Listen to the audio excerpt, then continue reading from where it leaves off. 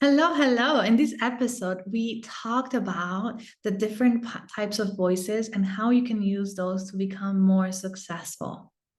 I want to invite you to my upcoming retreat in Mexico, Healing Your Throat Chakra for Visibility and Success. It's really a whole on-end program where you're going to come and really find out inside of you what's stopping you from really sharing your voice, your big message with the world. And we're going to then learn how we can actually implement those changes into our lives. And we're going to get your big, bold message out there. Right. So it's a whole on program where you really get to first clear the space to figure out what needs to change. And then we're going to go and change it and bring all the tools for you to be super successful in your business in the future. This is a retreat that is meant and created for entrepreneurs who really want to thrive and they want to share their message with the world and with so much bigger impact. So if you want to figure out if this retreat is right for you, book a call with me below. Also, just know that there's a few spots left and the retreat is taking place in October. So you might want to get a hang of this right now if it feels like the right fit for you. All right, let's go to our episode. All right, welcome to another episode of How to Run Profitable Retreats. I'm your host, Leni Cavazos, and I am so excited to introduce you today to Jill Hope. And we're going to be talking all about your voice and communication. It's so key for your success. So you don't want to miss this episode. Let me just introduce you to this amazing woman, Jill, right? So she's a soulmate client attraction mentor and money breakthrough coach for spiritual women, coaches, and business owners. And she's the founder of iShine. And after 22 years in a corporate career, she made the leap into entrepreneurship to pursue her passion of empowering women to own and express their unique value, charge higher prices and get them, and reach a six-figure mark in their business doing purpose-based work that they love. She supports clients in doing this through her signature Love Yourself Rich process inside her soul-led business club. She also offers mentorship and up-level mastermind and BIP coaching program. I'm so happy to have you here, Jill. It's such a pleasure to be able to have this conversation with you today. Tell us a little bit about Yes. whatever you want. Yeah. Well, first I want to thank you, Leni, because when we met, we were talking about the voices, and I just got so excited because I love talking, because you're absolutely right. Like, our voice is how we express. It's really kind of like how we express our soul. And so, but a lot of women, especially spiritual women, can be blocked in different levels of their voice. And when I say different levels, what I discovered is, and we may or may not get into it, and we don't necessarily need to, kind of how I came to this, but, I had my own kind of like breakdown before I had my breakthrough, where I discovered that I was not using my true voice and in my business. And it was really holding me back. I had a decent business. I was doing okay. I was profitable, but like, my soul wanted so much more. I had such bigger dreams for my life. And I wasn't able, at the end of the month, I could, pay for my business and like buy groceries, but like anything beyond that, I wasn't able to reach it. And so what I discovered is that not only do we have a voice, which we all know, right? But there are actually 5 key voices that you are in a relationship within yourself. And so I help women to kind of like get in touch with those 5 voices and then create a more empowered relationship with them. And when you do, you soar because you're fully aligned and connected with your purpose. Okay, I'm so excited to dive deep into this conversation because yes, and I want to bring this to everyone who's listening to this podcast episode. First of all, we all have something with our throat chakra. Yeah. Let's just get it out there. Like, there's no one who's well, maybe a couple of people in the world, but in general, there's no one who has fully healed any chakra. Okay. because the way it kind of works, it's like layers. So you unpeel, it's like an onion, right? You unpeel, you take one peel of the onion out, and then the next one comes forward, and then the next one comes forward. So if you ever felt that, oh my gosh, I just did all this work with my voice or with my sacral chakra or my whatever, root chakra, and now another thing has come into place, it's because you're kind of basically cleaning house. And you cannot clean your house all at once. Like you start cleaning and then it becomes very messy, and then you start pulling things out, and then more things keep coming and showing up. It kind of works that way. So I just want everyone who's listening to this that it is very rare for someone to fully, truly heal their chakras or trauma or anything like to a fullest level. It's a progress. It's something that we have to do with time, that we have to go through in life. And that's why we want to keep doing this work, and we want to keep learning about different ways and how we can actually make the journey easier. Because even though we cannot heal everything at once, we can make the journey easier. We can make it easier if we have knowledge, understanding, if we have certain practices. So like we have the tools in order for us to like go through it just in an easier, more subtle, more loving way. I love to say, use your voice as a love language. Anyway, take us through it, Jill. Yeah. Well, I first I want to totally affirm what you just said, because it's so true. I mean, most of my clients, like, they've done a ton of their own personal growth work and therapy and, whatever they needed to go through to heal traumas. And then as they're ascending in their business, for example, like I have a mentor that used to say, new level, new devil, because every time you go up to a new level, it's like the next layer of the onion.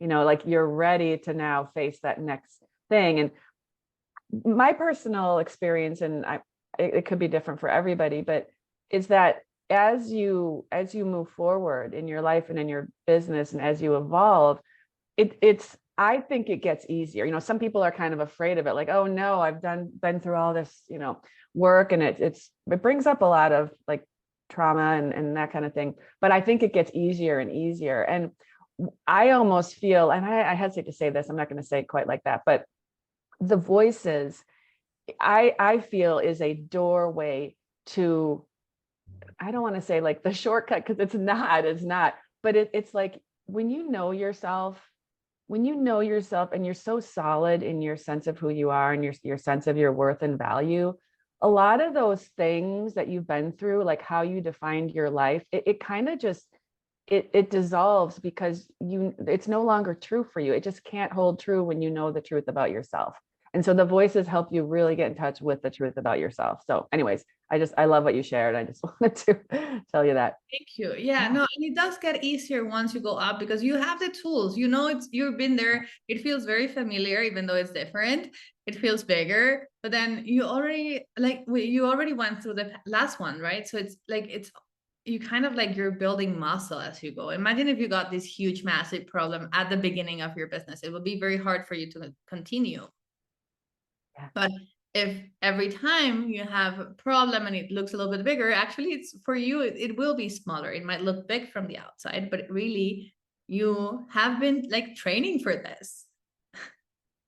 Absolutely. Yeah, absolutely. Tell us about these like 5 voices. Like I am so curious. Okay, yeah. Well, just at a very high level, the 5 voices are, number 1 is the voice of desire. Okay, so this is where like we feel our desires, we get excited about them, we create our vision of what we want. We get lit up about some things. You've got a vision, say, for like how you want to do your retreat, or like what you want your business to do, or how you want to support people, and what you want your lifestyle to be too. Like, so the voice of desire, it's like acknowledging, first of all, recognizing what your desires are. A lot of women are blocked even in knowing what they want.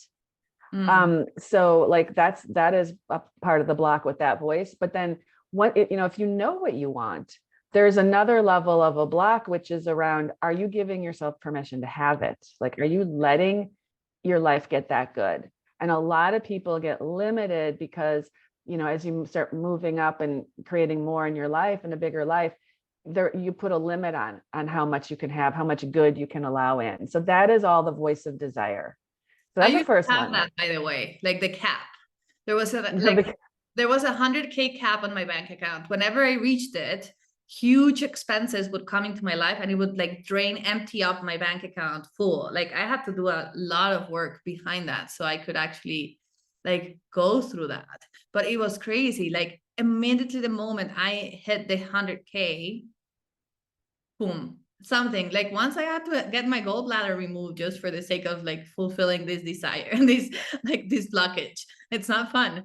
But like it happened to me so like a couple of times when I started my business, and I was like, okay, like what's going on? So I went and I worked through it, but I want to say it's so real. Like I don't know for anyone listening in this audience, like pay attention to your bank account. Is there like a cap? Is there like I used to tell to myself that I needed enough. That was my the way I spoke to myself. So some of you might have different words for yourself when you're like if you're doing this behavior. I just want to like bring it up as a thing.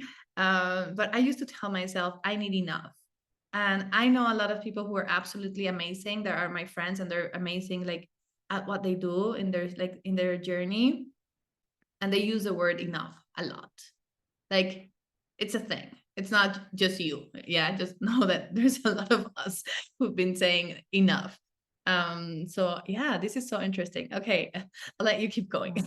Yeah, yeah. Well, and I'm so glad you shared that, because that is exactly, and that's a perfect example of what it looks like, is that type of a limit. And yes, the enough thing, oh my gosh. I mean, that's how the reason why so many people have that, at least what I've seen, is that's how we're conditioned. We're conditioned that, as long as you have enough, you're fine. And we're even given a negative message about like it's not okay to want more than enough, or to have like an overflow, like that's not supposed to be okay. And so if you have any of that conditioning in you that that's not okay, but you have a desire that you want more, there's a disconnect, there's a misalignment, there's a values conflict. And so that puts a block on your ability to have it right there. So we need to like clean up that values conflict, and that's related to how you connect with your voice of desire. And when you can get empowered with that voice fully, then you can let go of those blocks. So that's a great example that you shared there, Leni. No, I love this. And yes, it's so true. Like we can go and I love money, right? Like, and I went and I did this work because I knew inside of me that I wanted to be rich. Like it's like a thing. Like I love flying business class and first class and just going to nice hotels and like taking like taxis or like private drivers to places or Ubers or whatever, not taking the bus like or the metro when I'm in Europe. Like that's what I like. I enjoy it. Like it gives me pleasure, right? So I know that's what I desire. And it was in conflict. And there's so many times where, like, yes, we are told, or we even tell ourselves that story, right? Like, well, if you have a lot of money, like people who have a lot of money are greedy or they're bad or whatnot. So I love this because this is one of the biggest things that we work inside of my programs as well. Like what's happening with your money mindset. And my programs are about retreats, but if we don't unblock the money mindset, then like it's so hard for people to actually be able to like make the money that they desire, that they deserve, that like their work is worth. So okay. Yeah, Wow. yeah, Hey, yeah, I can't wait for the yeah. next 4. So good. Okay. Yeah. So the next voice is the voice of intuition. And this is that wisdom, that inner wisdom that we all have. We all have access to that. Some people are like, well, I'm not intuitive, Jill. And I'm like, everybody's intuitive. But if you were not, this is a conditioning thing too, because what happens when we're children is, for the most part, we are taught and told that someone outside of you knows more than you know about yourself, right? First, it's like the parents, and then it's the teachers, and then it's the, like, if you're religious or whatever, like the clergy, or we get this messaging. And then even when you're an adult in a job, like the boss, right? Hmm. And so all of that all those layers over those years, has you lose touch with the voice that's inside of you that truly knows what's best for you. And so, and that's what the voice of intuition is. It's that inner wisdom that knows what is for you. And that voice is aligned with your purpose. And it's always whispering to you, like, and nudging you the direction to go, to live out your purpose, your most purposeful path, the one that brings you the most joy. And one of the things I think is so interesting is that, yeah, I work with spiritual women entrepreneurs and coaches. And so when I say that, like, they know about the intuition, they even hear their intuitive voice, like they kind of accept that, yeah, I'm intuitive. But the problem is, and that's probably, you know, a lot of people listening may be in that same place.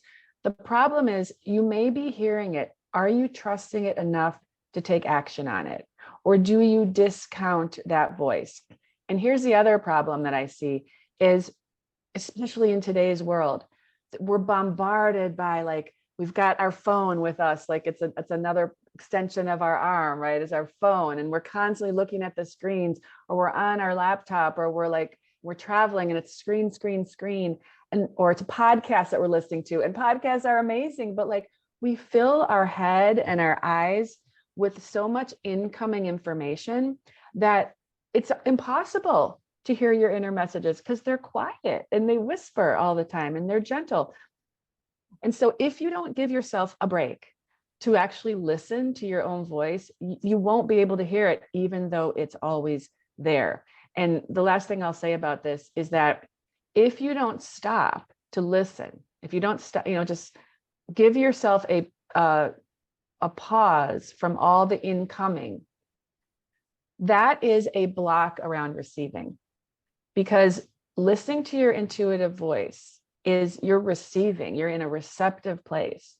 If you're blocking out sitting down and listening to your own voice, where else are you blocking out receiving, right? Because how you do one thing is how you do everything. Okay. Yeah, I love this. Like, I think the voice of intuition is so powerful, and it's been also misconstrued sometimes as like, oh, if people like, if you have voices in your head, you're probably crazy or you're a witch or something. Like, so we've been told or taught to like quiet that little voice that talks to us, right? It's a thing. Like, and maybe not everyone who's listening has had this experience. If you haven't, oh my gosh, great for you.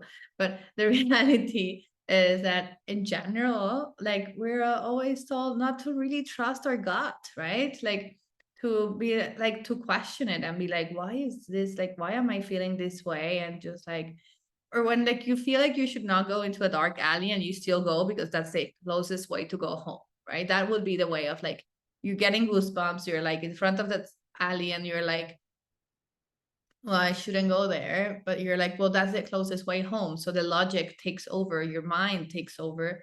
And then you go into that dark alley and maybe nothing happens, but at least you definitely got very stressed while you were walking down on that alley, and you gave yourself higher cortisol levels or whatnot, right? So even not taking it into extreme, that something really, really bad happens to you. But yeah, I totally like hear you. And I think also like sometimes when your intuition really needs you to hear, it's gonna be loud. Like I've gotten those messages like, this is not for you. I got one that said run away. I was dating a guy. It was run away. I didn't. And then I got a message, he has a kid, go ask him. Then I got another message that was like, I didn't listen. He slept with a French woman, ask him. And then I did. I was like, and then he was like, how do you know? And how do you know she was French? And I'm like, I don't know. I just know. It was crazy, right? And I was like, okay. And after, like, I needed that huge confirmation that my intuition, like my higher self, knew more than me to really start really fully trusting. Like, I had to go through experience where it was just like on my face, because before I was like, oh yeah, cute messages, awesome, right? Like, whatever, if they serve me, I'll take them. Until I got this very, very clear path that was like, we got your back, basically. Like, we're here for you. And you can call it whatever, right? Intuition or higher self or God or you can even call it like a goddess from Egypt, or, it doesn't really matter. It's whatever it is that's beyond our comprehension. Absolutely. Yes. Yeah. And I love what you shared there, because one of the things, and you highlighted it so beautifully, is the more that you stop and listen, like actually acknowledge that that voice is there, the louder it does get. It actually does get loud, and it gets really clear. And so I love that you shared that whole story, because that's exactly what's happened to me too. Like now I don't have to strain to hear it. If all I have to do is get quiet, and it like, oh my God, like I know exactly what to do. But it does take practice, because you're right. Like at first it's like, oh, isn't that sweet, right? Like listen to those little whispers, or you feel the tickly, like, oh, should I, but the more I think first we have to acknowledge that we have that voice inside, and that it's always guiding us. And when you actually accept that, it becomes easier to hear it. And I do think it becomes louder, to the point where, yeah, sometimes it might scream like, get out of the room now, or, run as fast as you can away from that person. And that's good. Like that's how our intuition can help us. But if we haven't given it the credence or acknowledge that it even exists, like it might be screaming, but that's when you might think you're crazy, like you have voices in your head, right? Totally. Oh yeah, this is getting so interesting. Take us to the third type of voice. So the third voice, I have to say, okay, well, I love the voice of desire, right? Because it's fun, because it's like desire. But this is probably the voice that is the most challenging, for at least for the women I work with, is the voice of self-acceptance. And this is all about owning your value, owning your expertise, owning your own inner authority. It's like owning yourself, and my clients laugh, because I'm always saying, like, you just have to own it, like, but it is this level of like accepting, like, I am good enough. I am good enough to do this thing. I am like the number one person at my genius zone. I am the number one person for my clients. Like, just like the certainty and the knowing that you are enough. We talked about enough like when we were talking about desire, right? Like just have enough. But then like with ourselves, it's like, we're never enough, right? We're just never enough. And that's, first of all, it's a scarcity mindset, because God doesn't make anyone to not be enough. And the other thing, one of the fun things I kind of stumbled upon not that long ago, actually, is I had a sort of, my own come to Jesus moment with my own value, I don't know, like 9 months or so ago. And it caught me by surprise. And I thought, oh my gosh, are you serious, Jill? Have you really not gotten past this issue? Like, I thought I was all cleaned up around owning my value. And like, to your point, like, no, it keeps coming back around as you grow and evolve. So once again, I got slapped down by, like, I realized I was devaluing and undervaluing myself. And so I had this realization. I actually made a YouTube video about it. So if anyone goes to my channel, you'll be able to find it. But I realized that there's no value scale. Like, there's not a scale out there that says this person's more valuable, this person's less valuable, because value is not based on your performance. It's not based on how much money you make. It's not based on like what a good girl you are and if you follow all the rules. It's not based on like the amount of productivity, what you produce or what your performance is. It has like the person that, and this might be controversial, but the person down the street, hopefully you don't have a murderer down the street, but like I was going to say, the person down the street that like murdered someone and they're in jail right now, they have as much value as you. Like, you realize that is what you do. The choices in your life have nothing to do with your value. Your value is like, it's inherent. Choices are a completely different thing. You make a bad choice, there will be a consequence, right? But that doesn't have anything to do with your value as a human being. Oh my God, I have something to share here that just like gave me so much goosebumps. So like, I know you were in the corporate world, I was in the corporate world, so we understand this topic, but for anyone like who's listening, maybe you had a job office. And I think this example will make sense. So whatever job office or like place where there was a hierarchy, and like there was like a boss and like maybe a supervisor, and then maybe there was a manager, and then there were like the assistants, etc., etc. So as long as there's like a hierarchy inside of the business, then I think this will work. Like when you go into the office and it's like maybe time for promotions and whatnot, and you've been like waiting to see what's gonna happen. Usually they do have to have a tendency to happen in a certain period of time because of like budget approvals and whatnot, right? So it's kind of like the season of like people getting promotions in general, kind of tends to go that way. So anyway, you go in there and then suddenly they promote someone instead of you, right? And they promote this guy or this woman, doesn't matter the gender, that really is not that great at their job, that really they're not that productive. They spend most of the time drinking coffee with other people. And they're the ones who are usually kind of like lagging, but they believe in themselves like there's nothing else. They truly believe they're like the last Coke in the desert. Really, like that's like I can like think of a few people. And then maybe that's not you, but maybe there's someone else who you see and they like I'm actually thinking of two very particular people that I know.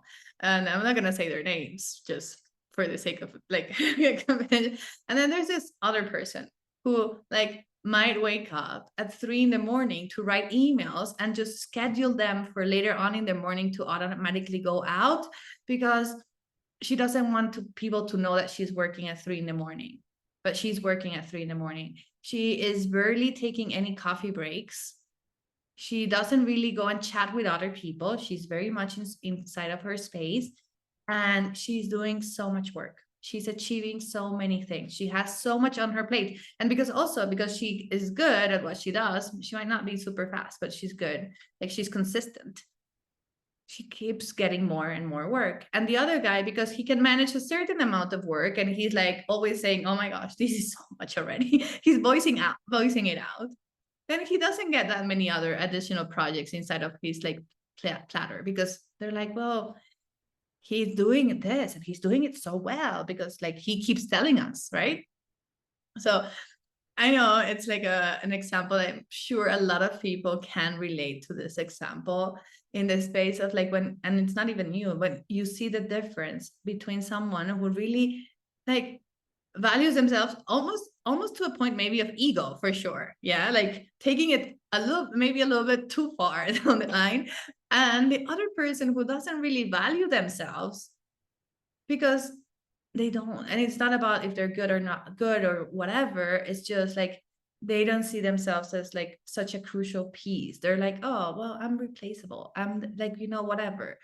And it's so important for us to really accept ourselves for who we are. If we're great at math, just go and shout it to the world. It's okay. There's nothing wrong with being great at math. If you're not great at math, but you're great at something else, then like think about that. Like think about what experiences can power you in this time like today, and just knowing that you're amazing already as you are, and no one will hear you if you don't say something. Yeah, I love that, Leni. And it was making me think that like when we don't value ourselves, it influences the decisions that we make. And there was such a good example about, the contrast of the two people that you talked about. And the girl who's like doing the emails at 3 a.m. What happens to us if we do not value ourselves, what we will do, or if we don't accept that value is not based on performance, it's just based on like the fact that you are here, like that is your value, you exist, you're worthy of a body and an existence, whatever it is, right? That is as much value as anyone. So anyways, that woman who was like up at 3 a.m, if you don't value yourself, you will work yourself to the bone to prove that you're good enough. And this is what creates burnout. It creates exhaustion in women because they're trying to get their value through their efforts, and you'll never get it through your efforts. But they're like, a lot of these people are people pleasers. They need the validation from the outside because they just are not seeing it in themselves. And that's a like a lose-lose situation, because you're going to be trying so hard to get someone's approval, and they may or may not approve of you. And what if they don't? Then what does that say about you, right? And so we have to approve ourselves. Like, that's all that matters, is you approve of yourself. And I don't know if you've seen this, Leni. It's going all over Instagram. It's kind of old, but have you seen the video of the little girl who's got lipstick all over her face, and she's talking to her dad? Oh my God, it is I wish we had it right now. I'd love to play the clip. It's the cutest thing. And she's got the lipstick all over her face, and her dad's like, have you seen yourself in the mirror? And she's like, yeah. And he's like, what is that? And she's like, lippic. She's calling it lippic.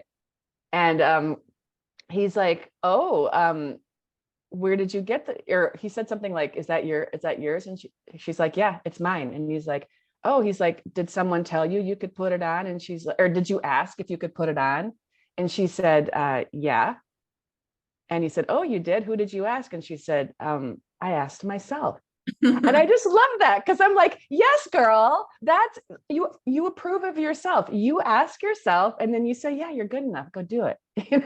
Just do it, own it. And that's what I think we all can do. We can all learn from that little girl and like just give ourselves permission. But it does require that you realize that, hey, I'm good enough. And just because someone's out there like doing what you talked about, like the guy who's whatever, be that. You could be that too. You just have to claim it. Like, this is who I am now, and then go and do it. And you will make different choices from that place than you do if you think you have to earn the validation outside of you. Yeah, I love this. Okay, I'm gonna definitely, please send me that clip. I want to watch it. Yeah, okay, I love this. Yeah, I think this is so important. And you really touch something that is very, very important. Like, the person who gives you permission to be you and to value yourself and to self-worth and whatever, it's you. As long as you keep seeking for validation outside, you're never gonna get the validation that you're looking for. It's not going to be in the level that you're expecting it to be, or that you maybe say, well, if they say this, then I am worthy enough, or whatever, right? Like, it's never going to be that. There's always going to be a but in the conversation, every single time. And it's not the other person's fault either. It's not. It's just the way they are. But you will go into this space, and until you don't realize, you're the one who chooses if you want to be rich, if you want to be an entrepreneur, if you want to be this, if you want to be that. You're the one who has to make that decision. As long as other people are making those decisions for you, or you're like putting the value or the weight on the decision on other people, you're not really being very independent to begin with, right? Like, and you will never really believe, not even think, believe that it's you who made it happen, even if you do all the work. But because other people were validating you, then you will think, oh, because of them, I am this today. And oh my gosh, what a horrible way to feel. What a horrible way to feel. Because you never like feel like it was you. And if you believe in something similar that I do, that we are part of God and God is part of us, and we are oneness, and we're all a piece of every single other one, and everyone who's in our space is coming to enhance our trouble, do a little bit of troubleshooting and bringing some trouble into our experience. You know that everyone around you, they're just there to support you, but in a way where you actually get to grow. And at the same time, because you're part of God and God is part of you, you get to create whatever you desire in your life. Like, it's your birthright. It's a non-negotiable. You already have that wisdom inside of you. Anyway. All right. Yeah. Let's go to number 4, because like, I am just like so thrilled. I know we could spend so much time here talking about like all the different ways and how this could like look at it like in like people's world. Yeah. Well, let's do it. But I just want to go back to just one little piece before we move forward, because I think it is really important. is that when you're in your business, right? If you are a coach, if you do have a business, if you're running retreats and whatnot, the thing is, can you imagine, like, if you need the validation from outside, what happens with a lot of coaches and things is like, they want the validation from their clients, right? They seek, if you're coming from that place and you're out there trying to get new clients to sign up, right? And it's like the number of clients you have like equals your value, right? If you have any of that going on, you are not coming from a place of service. And that energy is repelling. Like, even though it's not spoken at a subconscious level, that potential client can feel that you're trying to get validation from them, right? And they're going to run. Talk about run, like they're going to run. So I just wanted to like bring that back to also how that affects in a business. Like it pushes clients away. It is not an attractive energy whatsoever. Yeah. I have to say, like, just tiny example before we move to number 4. So I have like my programs for retreat planning, group coaching programs, right? Like one of them is called Mastering the Art of Retreat Planning. And then I have Mastering the Art of Corporate Retreat Planning. So for people who want to go into the corporate space and host retreats in the corporate world, completely different beast, right? But when people come and work with me, like after we're finished, I'll ask them once if they want to do a testimonial for me. And that's it. I never ask again. If they do not send it, that's okay. Like that's their prerogative, right? Like I do ask because it helps other people make their decision to see if it works or if it doesn't. So I do it for the people who want to join and they might have a little bit of extra questions. I always actually get them to, like, if they have more questions, I'm like, well, why don't you talk to some of my previous students and you ask them to yourself? But then you know what happens that is so, so beautiful. It's like months later, I get the most amazing testimonials from my clients without asking. Like I got one yesterday, like Matthew, he's like, Leni, my 3 summer retreats were sold out. I have a wait list of 76 women for a retreat. And I have fully booked for my trip to Santiago with 25 people. And I already have 8 people signed up for 2025. I was like, I sent him a voice message. I was almost crying because I was so happy for him, right? But the reality is that I stopped expecting for him to send a testimony or anything. He just said, like, Leni, I just want to tell you, your system works. And I was like, thank you. This is like just such a beautiful experience. And I'm like, well, this is really coming from a place of like honoring what has happened, right? So anyway.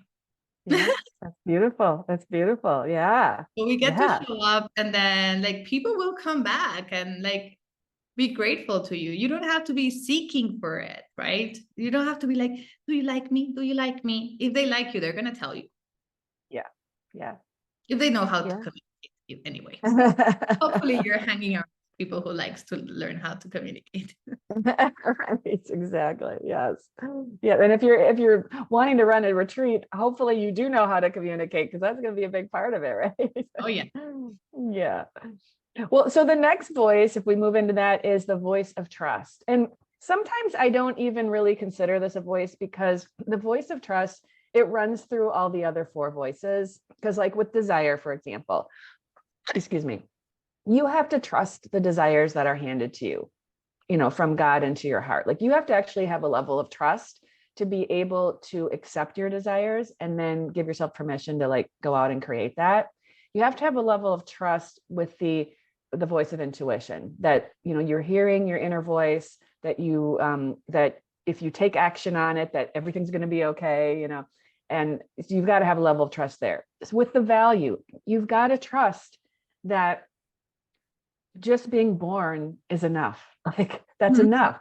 You have to have a level of trust with that. Okay. So the trust weaves through, but just to speak on it for just a brief moment, excuse me, the voice of trust is all about, it's twofold. So it's trusting, it's having a level of trust in yourself. It's like it's like believing yourself. It's like believing in yourself, believing in your dreams more than you believe in your fears, right? It's like doubling down on your dream. Because like we all have faith, right? You either have faith in your fear, or you have faith in your vision, right? It's like one or the other. And your decisions come from whatever your faith is. If you have faith in fear, you're going to make decisions based on fear and scarcity. If you have faith in your dreams, you're going to make decisions based on abundance and your vision, right? So you want to check yourself, like, where is my level of trust? Where is my faith right now in this thing that I'm, looking at doing? And then, so that's one level of trust. The other level of trust is trusting God, source, universe, whatever you want to call it, right? The higher intelligence, the creator. Because we have to realize that it's not just, we're not doing this alone. Like, we're never doing it alone. There is a higher mind. There is a creator who is there helping to, put the pieces together for you to like create based on your vision. And so we have to trust that that's there, even though we never see it. Like, you'll see evidence of it, but like, we don't get to see, like, we have to believe. That's where trust comes in. It's like leaning into it and knowing. And what I have found in my life, and I don't know about you, Leni, but like, the more that I trust that there is this source that will put the pieces together that I can't do myself, the more I see it happen. It's like crazy. Oh yeah. I totally like hear you. I was one day, I was like, okay, so I was talking about my story and like how I got to building my own business and leaving the corporate world. I did love my super quotes here, safe 9-to-5 job. It was amazing. It was a great job. I got to do amazing things. Like, it was crazy. So I got to do it, right? And then when I was telling my story one day and they asked me like, okay, so like what happened? Like, what was the thing that made this difference in between, like, you being there, not knowing what to do, and then like actually knowing what to do and doing it? And I was like, it just came from inside of me. My intuition spoke for me, right? It was like, then I decided to trust. I just decided to trust that whatever my path was going to be, I would just start taking steps forward, and that all the pieces will start aligning. When I started when I decided that I wanted to like really focus on retreats, because I was doing consulting for conscious agencies and like really in the whole marketing space. So I was helping a little bit with retreats, but really my main focus for my clients was building like online courses and getting them ready to like show up in the world, right? So it's very similar to what I do now. And the moment I decided to trust, I got hired to host a retreat for Jill Dispenza in Mexico for 72 people. Like, I mean, what else can you ask us prove that you are on the right path when you're like, I'm going to trust. And then these opportunities start falling under your feet.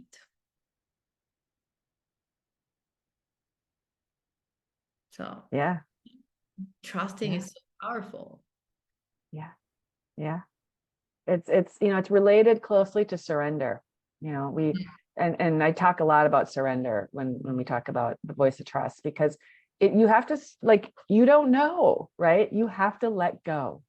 And it's in the letting go that things are able to show up that just amaze and like seem like miracles. And you just can't explain. If you can't explain, like, how did that happen? Like, how?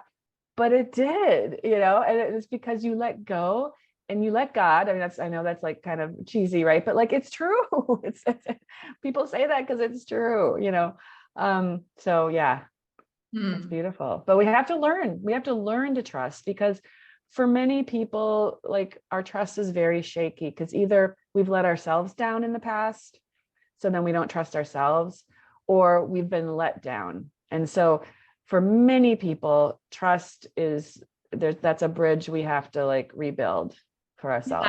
Yeah, it sounds easy, right? It seems like, oh, well, I just trust.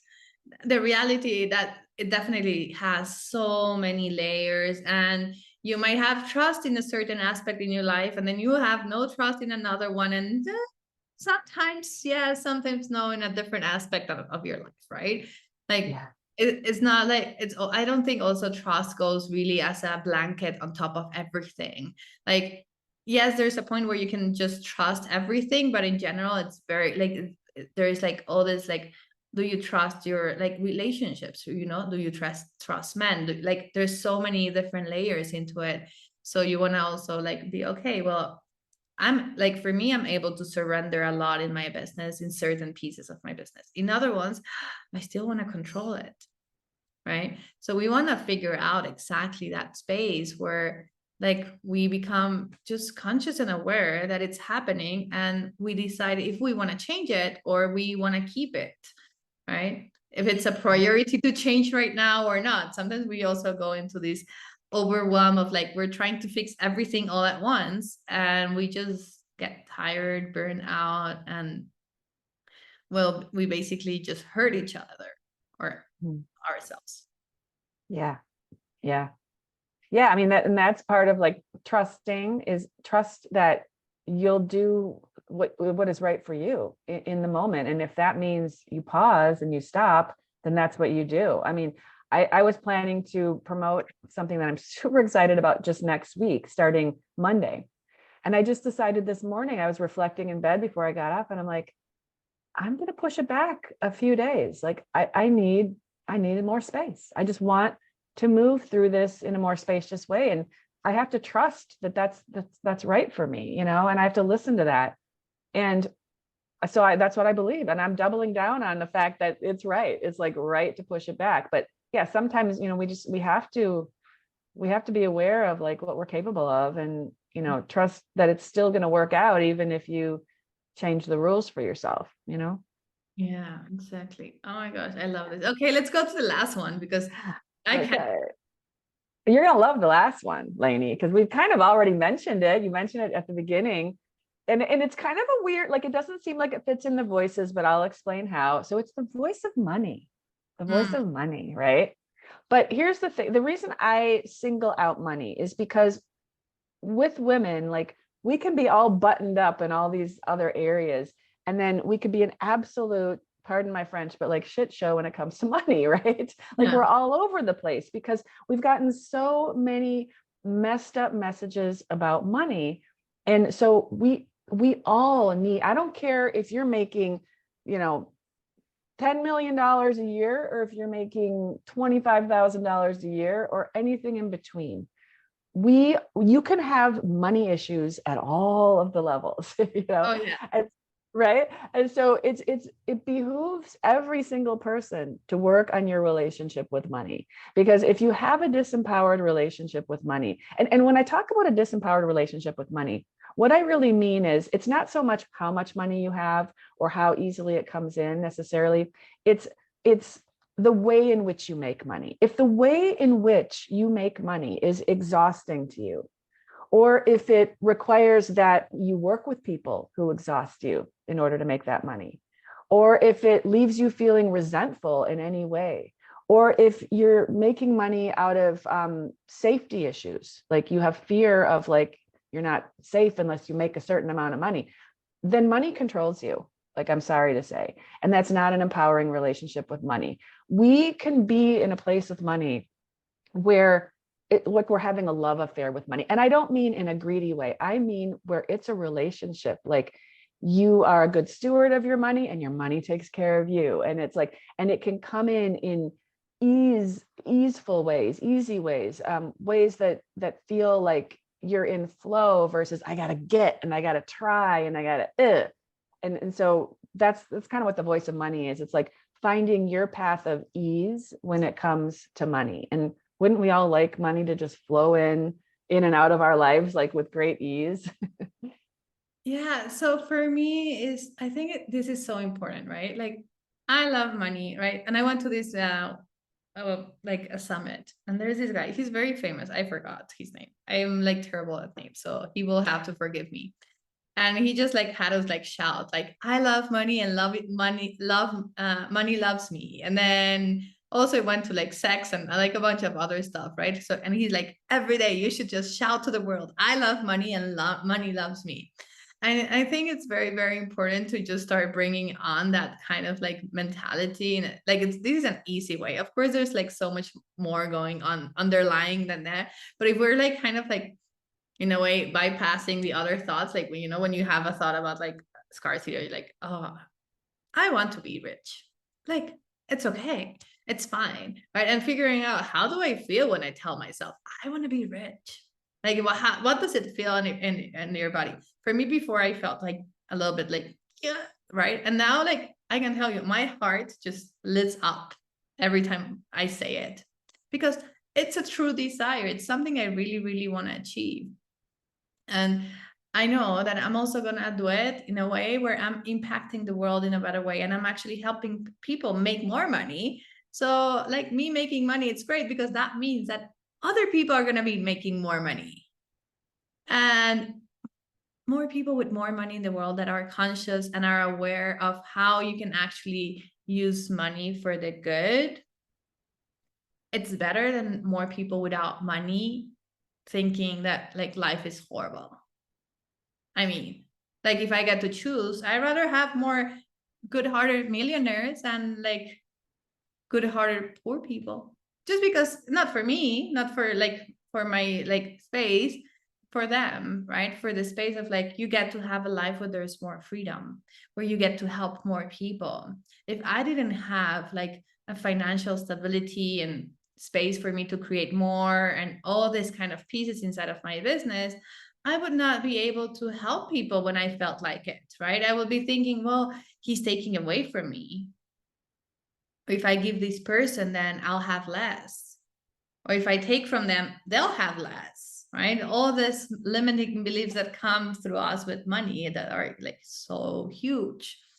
So I truly believe that like really it's so important to work with like the voice of money, and like what conversations are we taking with it? Like what are we just like going through in these conversations with ourselves and with money, and how do we treat money? Like, do we see it as something dirty and nasty, or do we see it as some like possibilities? I like to see it as possibilities, right? Like, it gives me so many options of like so many things that I can do. And at the same time, uh there was a time where I didn't, right? Like, I just wanted to have enough, and I wanted a safe job from 9 to 5. So I would be sure that every month I had my paycheck, right? So I think, yeah, the voice of money is so important. Absolutely. Yeah. And I mean, it's kind of why I named my, I don't know if you can hear that, but there are No. jets. Oh, okay, good. We've got jets overhead. We have an air and water show coming up, and they're practicing right now. And they Oh, that's so literally go over my exciting. house. It is fun. Yeah, it is fun. But they literally fly right over my house when they're practicing, and like it makes the house shake and everything. But yeah, I mean, the whole reason I named my framework Love Yourself Rich is because like I fully believe that if we all truly could embody all of these voices, like fully connected within ourselves, that you would have like there would be such an overabundance of overflowing money in your life. Like you would like you'd be showing your best self to the world always. You'd be helping everyone. You'd be, you know, when we love ourselves, we love everyone. Like, you know, but we have to connect within first to be able to then create that on the outside. Last night I have a group that I coach, and this one of the participants in the group, she was talking about how you know, because she's struggling to really know like what does she want. So she's stuck a little bit in the voice of desire. And so I said, well, like what, like if you tune in, and I had her do a process to tune into her heart, and I'm like, what do you want? And the first thing she said was, I want to help the world. I want to change the world. And I said, you know, that is great. Like that's amazing, right? But the thing is, to change the world, we start with our world. You must start with your world, right? And so, and that like your world, yes, it could be like the environment that you're in, but start with this environment. Like start with what's going on between your head and your heart and taking action. Like this has got to be the thing that's connected if you want to be able to really make a ripple effect out there. So the money is an effect. Money is not a cause. Money is not a cause of creating anything in your life. Money is simply an effect of you being who you are meant to be in this world. I firmly believe that. Yeah, and I think I want to like add something into like the whole energy of money. I really like to talking about money, and like abundance and like is one of my biggest passions, because, well, you go, you learn what you really, really need, right? So that's what I had to do. So Yeah, like, we're yeah. not gonna like, I'm not gonna sugarcoat it here and be like, oh, I thought it was a great business opportunity to learn about money and mindset. Like, no, this was coming from a deep-seated place of like me realizing like, oh my gosh, I'm in trouble. Like I am in trouble. Like even with my corporate job where I was making very, very good money, and before that, I was like always spending all my money on travels, and I justified it from a space of like, well, I rather travel than do anything else. And I don't regret it, but I know I could have taken different directions in my life as well. Right? I could have generated more money. Or you know what I mean? So I could still take the travels and do that. It's not just about like, oh, I'm gonna shorten my travels. It's about like, oh, possibilities on how can I actually have that and all the other things that I also desire, right? So I really went into the space of like really going deep into the space of like money mindset and abundance, and like how does it work? Because it's so like, I think it's so important for us, all of us. It's really a foundational piece. And what I really found in there is that the reality is that money is not the thing that measures if you're a good person or a bad person. And this is a really important message for me to share. Like it is from like, I took a course, a training course from like Kathy Heller. So she's the one who said this. It's not my words, but I think it works perfectly. So basically she said, if you go and you write it down a list of rich people who are good, you can fill up a page. If you go down and write a list of one page of rich people who are bad people, you can fill up a list. If you go and you write a list of people who have no money but are good people, you can. And then you can do the same with people who have no money and they're bad people. See, money is not it's not in the equation. That's not the thing that makes you good or bad. It's just a fact. It's a thing. It's a energetic representation of who you are in this world today. It does not make you good or bad. So I really think this message is so, so important for everyone listening out there. If it resonates with you, oh my gosh, please take it and like make it your own. Because at the end of the day, if we keep blaming money on if we're good or we're bad, or if that how money is going to change us, and yes, money will change certain things, but if you're conscious about it, you can make sure that like it works out in for your best interest. When you do that, like then you will know that like you're better off having money. Yeah, I mean, one of the things that I learned about money and having money is money just magnifies who you already are, you know? So, a lot of people are afraid they'll get greedy or they'll get, whatever. If you're not that way now, money's not going to make you be that way. It's going to magnify who you really are. So, and most of the people I work with, well, all of them actually they're heart-centered, they're spiritual people, and they're like worried about, oh, what if it makes me greedy? And it's like, if you're even asking the question, will this make me a bad person? You're conscious enough and a loving enough person that it's not going to make you a bad people. The people that might fill the list of like bad people who have money, they're not thinking, is this making me greedy? They don't care. Yeah. They're not asking that question, right? If you're asking, it's not going to happen. Oh my gosh, so true. Like really, really so, so true. Like I can like this is so good. Like it is 100% true. Like if you're aware and you're conscious about something and you're scared that you'll become that, it's so much easier for you not to become that, just because you already like you can already see it. The problem is when you don't see something, right? When you can't see it, that's really when it becomes more like complicated. Like I work on my self-awareness like every single day. Like, how do I feel? How does this feel? Why is my brain kicking into this space and just trying to like take over everything else, right? Like, why am I feeling this way? How could I like just like bring more joy? Like all these different pieces. And it's just so important for all of us to really like find this, right? So I want to share a mini story about like retreats, because I know everyone in this audience has either hosted retreats or is wanting to host retreats, or maybe even attending retreats to just see how it feels. Yeah, definitely. If you're hosting retreats, you have to go to at least one retreat, ideally with someone who plans retreats for a living, like someone who's or teaches you how to run retreats, just because they are going to do it right. Like they are doing, like they will do what they preach, like if they teach something one way, their retreats are going to be in that like similar way. So you get to also see how they do things. But anyway, that was not really the big point here. So anyway, for those who have not been to retreats and want to host retreats, go test one, try a bunch. I did 6 before I started like this journey. Sorry, 6 months. Not 6 months of retreats. I was like, 6? That sounds like a little. No. 6 months of going to retreats every week, so I could really understand everything.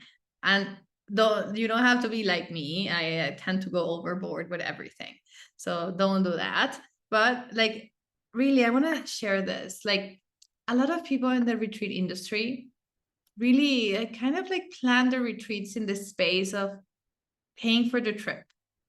Like, oh, this retreat like will pay for my trip. I just had like I was talking to someone yesterday, and yeah, she was saying when I did like the trip to Egypt, we basically got our cost covered. And I was like, wow, that's not really treating it like a business. You're not treating it as a business. You're treating it as a hobby, maybe a freelancer. You want to make sure that you're building a sustainable business in the future, right? And for you, in order for you to do that, you need to make money out of your retreats. Like, they need to be profitable. Yes, the impact and the transformation forefront and center. Super, super important. Yeah. Like, don't think this is becoming just a money-making machine. No. The transformation is what's going to bring the people. The money is what's going to keep you being able to do it over and over again and help more people. If that makes any sense. Like, if you don't make any money from your retreats, or very little money, and you're thinking about how you're going to pay rent while you're hosting the retreat, are you really being of service?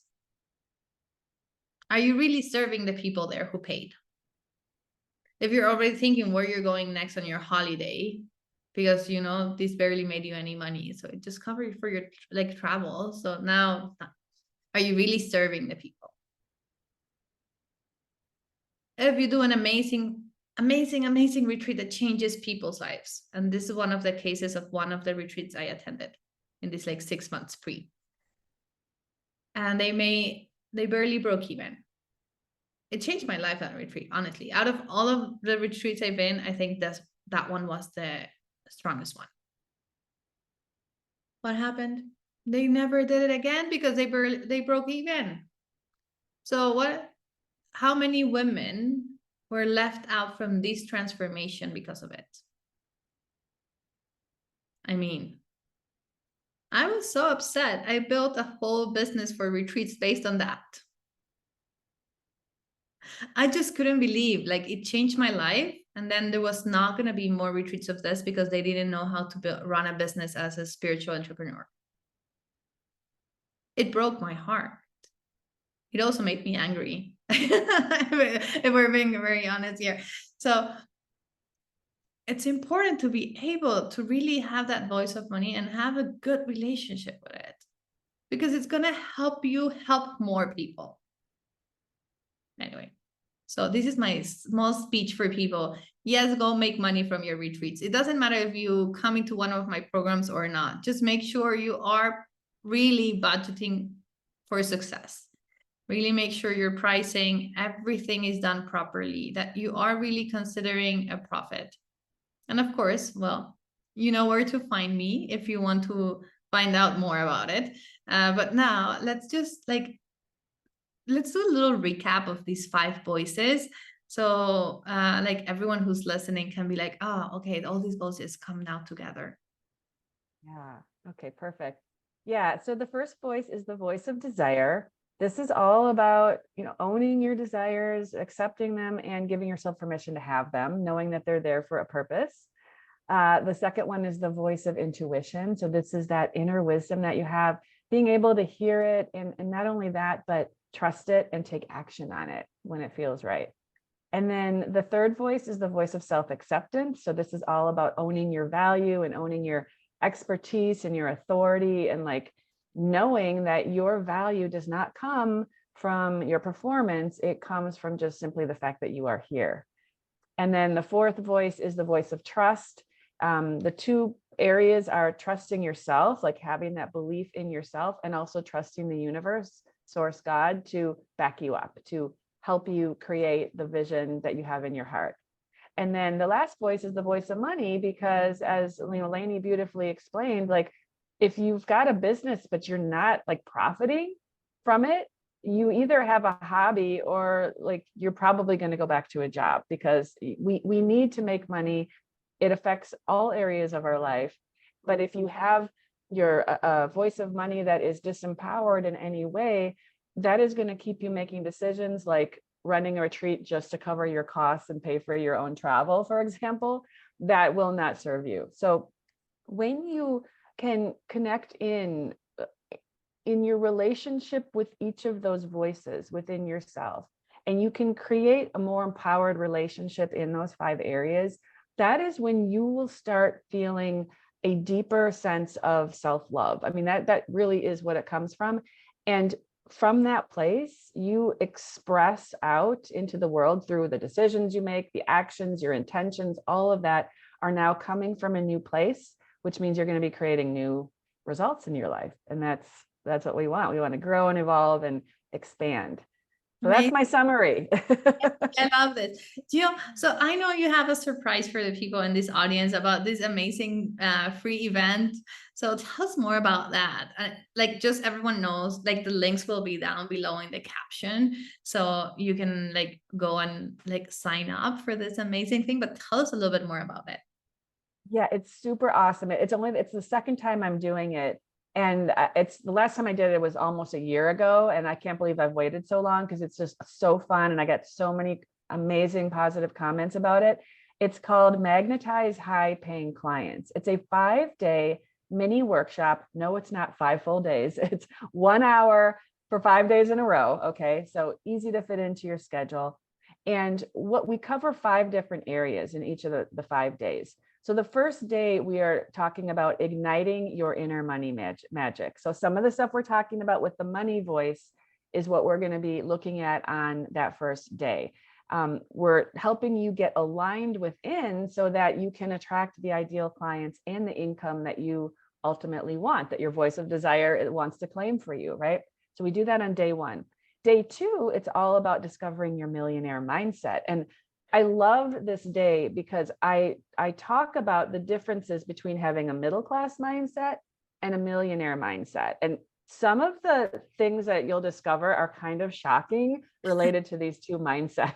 Okay. And so, and then I'll help you learn how to embody the millionaire mindset. Because does this mean you need to want to be a millionaire? No, but there are pieces in there that many of us have not adopted because most people are conditioned with a middle-class mindset, frankly. And an entrepreneur needs to adopt the millionaire mindset, no matter how much money you want to make. So we're going to talk about that on day 2. Day 3, you're going to get to create your own step-by-step action plan that will help you boost your sales now, no matter what kind of business you're in. Okay. And I'll come back to that. So that's what we're going to do on day 3. It's like, let's boost the sales. Let's start making some more money now. And then day 4 is really special because so many primarily spiritual women, business owners, they undercharge and they overgive. And so we're going to go into deep on that issue, like what causes that and how you can actually charge more money and do it with confidence, knowing that you're serving your client even at a higher level. And I'm going to talk about why that is, so that you actually attract clients who are ready to pay you now. Like you don't get the tire kickers, you get the people that are ready to take the action. And we're going to talk about how to make that happen on day 4. And then day 5, we bring everything together. How do I like now go out into the world with everything I've learned this week? And we'll talk about how you bring it all together and like move into action in your business and in your life. So that's what we're doing in the 5 days. And I do want to just highlight here, all of the 5 days are based on these 5 voices. So if you liked what you were hearing today, we're going to go deeper in this 5-day workshop. So I recommend you join. And guess what? Here's the best part. It's free. It's free. You can get in there and you're going to love it. And I'm going to take really good care of you in that workshop. So I hope you join me. I'm absolutely joining. Like, this conversation was awesome. I want to go deeper into these 5 voices for sure. So for everyone listening, go ahead and just get your ticket. Yeah, just go sign up for this. And I can't wait to see all of you. All right. Thank you so much, Jill, for being here. And yeah, all right. Thank you. Thank you, everyone. See you soon. Wow, what a great episode. If you like our podcast, How to Run Profitable Retreats, leave us a review and share it with a friend.